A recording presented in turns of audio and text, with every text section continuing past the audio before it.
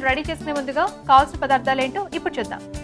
రవ్వ దోశ తయారు చేసుకోవడానికి కావలసిన పదార్థాలు: బొంబాయి రవ్వ 1 కప్పు, మైదా అరకప్పు, ఉప్పు తగినంత, తరిగిన పచ్చిమిర్చి 3, కొత్తిమీర కొద్దిగా, నూనె 2 టేబుల్ స్పూన్లు, జీలకర్ర 1/2 టీ స్పూన్, తరిగిన అల్లం 1 టీ స్పూన్, బియ్యం పిండి అరకప్పు, పెరుగు 1/2 కప్పు. మనం బ్యాటర్ మిక్స్ చేసుకుందాం. ముందుగా రవ్వ, బొంబాయి రవ్వ, ఓకే, అలాగే దీంట్లో మైదా యాడ్ చేసుకోవాలా? అవునండి. అలాగే బియ్యం పిండి కూడా. ఓకే, అంటే బొంబాయి రవ్వ యాడ్ చేయడం వల్ల కొంచెం అక్కడక్కడ క్రిస్పీగా అలా ఉంటుంది కదా రవ్వ దోశ. అవునండి. ఓకే, బొంబాయి రవ్వ, ఇంకా బియ్యం పిండి, మైదా.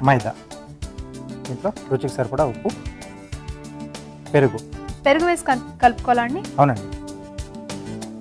అంటే పెరుగు వల్ల మనకి ఒక డిఫరెంట్ టేస్ట్ వస్తుందా? ఎస్ అండి. అలాగే దీంట్లో జీలకర్ర అన్నీ కూడా ఇక్కడే మిక్స్ చేసేసారా? ఇక్కడ మిక్స్ చేసుకుంటాం. రవ్వ దోశలో కూడా కొన్ని స్టఫింగ్స్ ఇస్తూ ఉంటారు కదా, ఉల్లిపాయ, పచ్చిమిర్చి, ఇంకా క్యారెట్ అలా వేసిస్తుంటారు. మనం దీంట్లోనే మిక్స్ చేసి డైరెక్ట్గా వేసేసుకుంటున్నాం. అవునా? ఇది కొంచెం డిఫరెంట్గా ఉంటుందేమో ఇలా మిక్స్ చేసుకొని వేసుకోవడం. అవునండి. సన్నగా తరిగిన అల్లం ముక్కలు,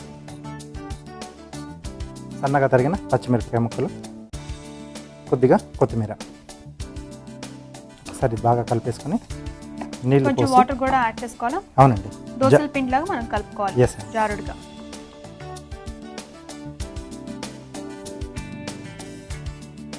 పల్చగా కలుపుకోవాలి కదా? అవునండి. రాజుగారు మీరు చక్కగా మిక్స్ చేస్తూ ఉండండి, ఈలోగా మేము మరొక చిట్కా చూస్తాం. ఓకే అండి. ఇప్పుడు మీకోసం ఈ చిట్కా. మీ బాడీ స్క్రబ్లో ద్రాక్ష రసం కూడా కలుపుకొని యూజ్ చేస్తే ఫలితాలు మెండుగా ఉంటాయి. చిట్కా చేశారు కదా? ఓకే రాజుగారు, సో పల్చగా కలిపేసుకున్నాం కదా? అవునండి. కాకపోతే ఇంత పల్చగా కలుపుకున్నప్పుడు దోశ ఎలా వస్తుందండి మనకి? అంటే ఇక్కడ మనం దోశ ఈ పిండి వేసిన తర్వాత మామూలు దోశలో ఇలా తిప్పమండి. ఈ పిండి పోసుకునేటప్పుడే ఇక్కడ వెడల్పుగా వచ్చేట్టుగా అలా పోసుకుంటాం. ఓకే, సో అది ఒక టెక్నిక్ అనమాట. ఎస్ అండి. సో రవ్వ దోశ కలుపుకోవడం అంటే పిండి కలుపుకోవడం చాలా ఈజీ అండి. ఇక్కడ ఈ టెక్నిక్ జాగ్రత్తగా అబ్జర్వ్ చేయండి, ఎలా దోశ వేసుకోవాలనేది. అంటే మామూలు దోశ పిండి కంటే కొంచెం లూజ్గా ఉంటుంది. ఓకే, అందుకని రవ్వ దోశ కూడా క్రిస్పీగా ఉంటుంది. ఎస్, పల్చగా వస్తుంది కాబట్టి క్రిస్పీగా వస్తుంది. ఓకే అండి. ఓకే,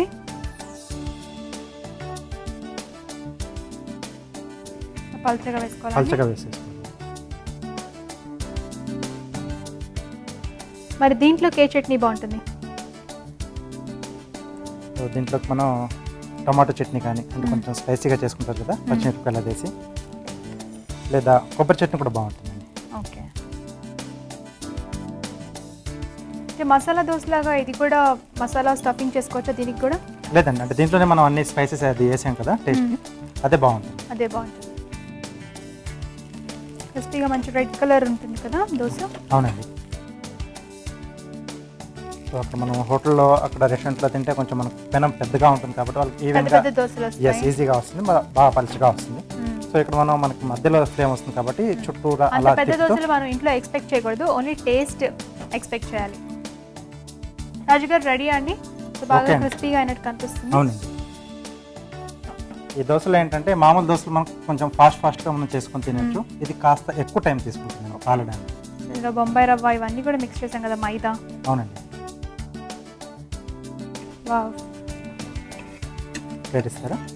సో ఈ కలర్లో ఇలా మనకి ఇలా హోల్స్ లాగా కనిపిస్తుంది. అవునండి. ఇవేం ఫిక్స్ చేయాల్సిన అవసరం లేదండి? అవసరం లేదండి. ఓకే, సో న్యాచురల్గా ఎలాగో మనం ప్లేట్ని డెకరేట్ చేసుకోవడమే కాబట్టి హ్యాపీగా చేసుకోవచ్చు. ఓకే అండి, క్రాబ్ రెడీ. అలాగే రవ్వ దోశ కూడా రెడీ.